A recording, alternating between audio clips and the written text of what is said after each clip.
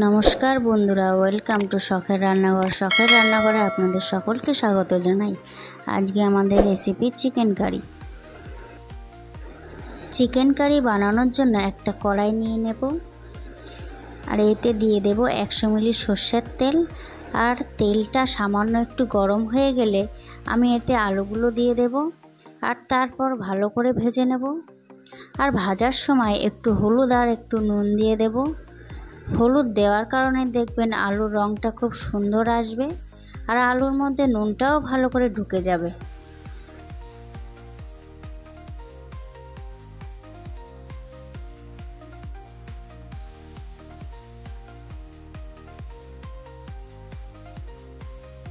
আলুগুলো আমি খুব বেশি ভাজবো না। আলুর গায়ে যখন দেখবেন লাল লাল বাদামি রঙের হয়ে যাবে, তখন আমি আলুগুলো তুলে নেব। আলুগুলো আমার ভাজা হয়ে গেছে, এবার আমি একে একে আলুগুলো তুলে নেব।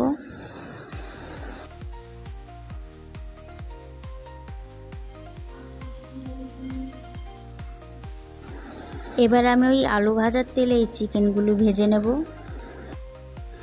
চিকেনগুলো ভেজে নেওয়ার কারণ, আমি যে তেলে চিকেনটাকে ভেজে নিচ্ছি সেই তেল চিকেনের ফ্লেভার হয়ে যাবে।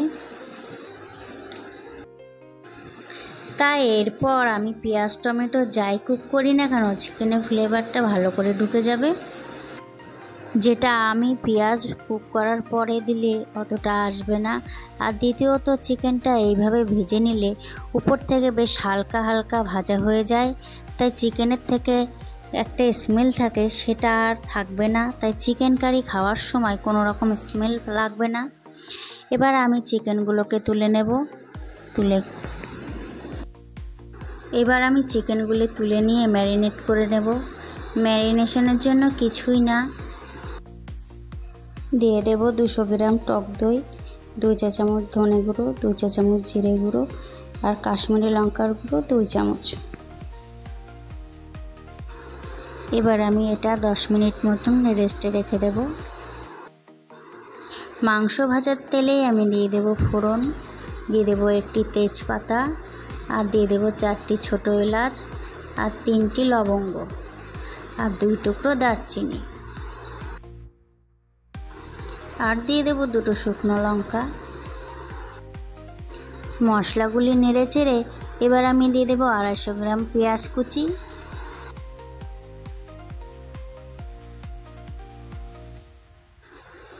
পেঁয়াজটা দেওয়ার পরে আমি লাল লাল করে পেঁয়াজটা ভেজে নেব।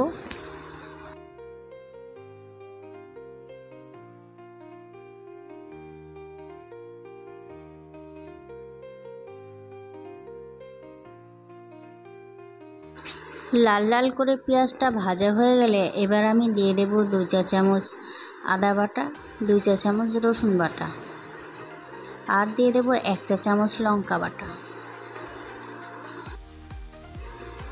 এবার আমি ভালো করে কষাতে থাকবো যতক্ষণ না এর কাঁচা গন্ধটা চলে না যায়।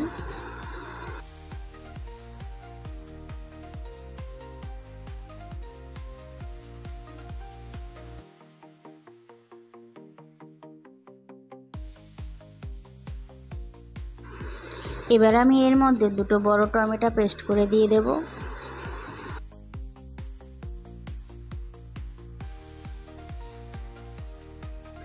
আর এই টমেটোটা দেওয়ার পরে আমি এটা ততক্ষণ কষাবো যতক্ষণ না এর কাঁচা গন্ধটা চলে না যায়। দেখুন বন্ধুরা, আমার কিন্তু মশলাটা কষানো হয়ে গেছে, আপনারা নিশ্চয়ই দেখতে পাচ্ছেন এর থেকে তেল ছেড়ে দিয়েছে। এবার আমি রঙের জন্য দিয়ে দেব হলুদ গুঁড়ো 1 চা চামচ, আর দিয়ে দেব স্বাদ মতন লবণ।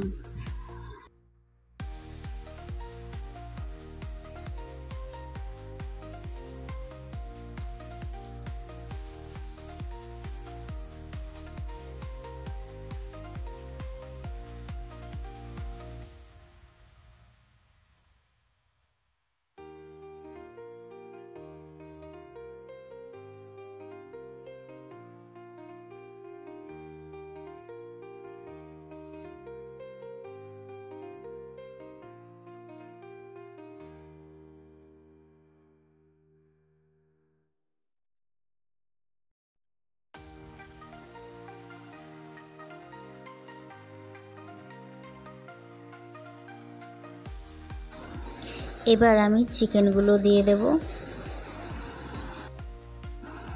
আর এর মধ্যে ভেজে রাখা আলুগুলোও দিয়ে দেব।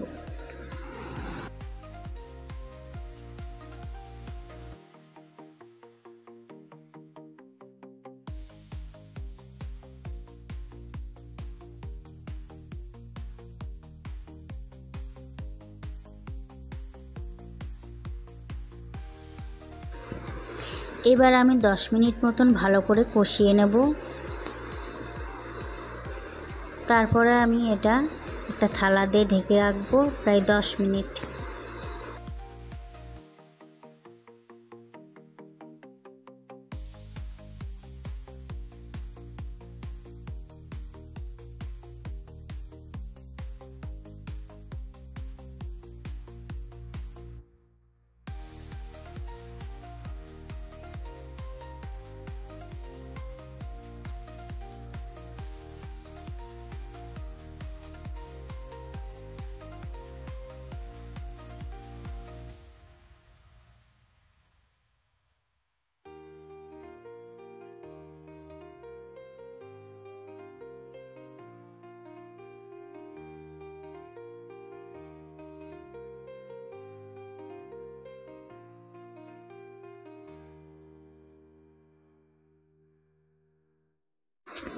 দশ মিনিট পরে ফিরে এলাম। আপনারা নিশ্চয়ই দেখতে পাচ্ছেন মাংসের কালারটা কত সুন্দর এসেছে। চিকেন কারি তো আপনারা প্রত্যেকেই বাড়িতে বানান, কিন্তু একবার এইভাবে বানিয়ে দেখবেন। রেসিপিটা ট্রাই করার পরে অবশ্যই কিন্তু আমাকে একটা কমেন্ট করে জানাবেন।